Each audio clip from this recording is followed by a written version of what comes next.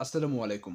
আমি একটা idea generate করছিলাম নিজে। এটা আপনাদের মাঝে শেয়ার করি। আ আপনারা এখান থেকে আমাকে কিছু পরামর্শ চাইলে দিতে পারেন।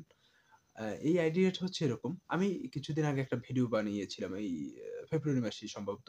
ডিপ থিংক বা এরকম কিছু একটা ছিল, হ্যাঁ? কিভাবে চিন্তার গভীরে যেতে হয়, এইটা নিয়ে। আমিও চাচ্ছি আমার এই ভিডিওতে ওইটা প্রয়োগ করব। যে আমি ১ মাস একটা টপিকে কথা বলব। যেমন হচ্ছে আমি কিছুদিন ধরেই একটা বিষয় স্টাডি করছি যে ক্যাথারসিস এই বিষয়টি নিয়ে। আমি তাহলে ১ মাস ওই ক্যাথারসিস নিয়ে কথা বলব, হ্যাঁ? তারপর হচ্ছে আপনার ১ মাস না হলেও মনে হয় আমার এটা ১০ দিন বা ৫ দিনের একটা চ্যালেঞ্জ হতে পারে যে এই ৫ দিন ওই টপিকেই আমি কথা বলব। যে ফর এক্সাম্পল ক্যাথারসিস। ক্যাথারসিস নিয়ে আমি যখন কথা বলব, ওই ৫ দিন যদি ক্যাথারসিস নিয়েই কথা বলি শুধু, তাহলে ক্যাথারসিস এর একদম গভীরে যেতে পারব।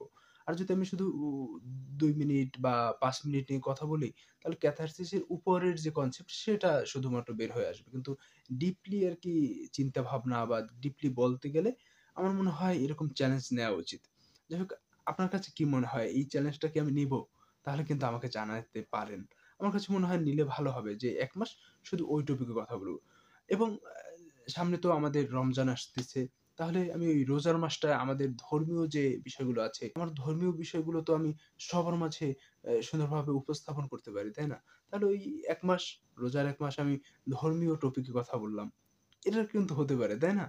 আ আপনাদের কোনো আইডিয়া থাকলে বা আপনাদের কি মতামত সেটা জানাতে পারেন।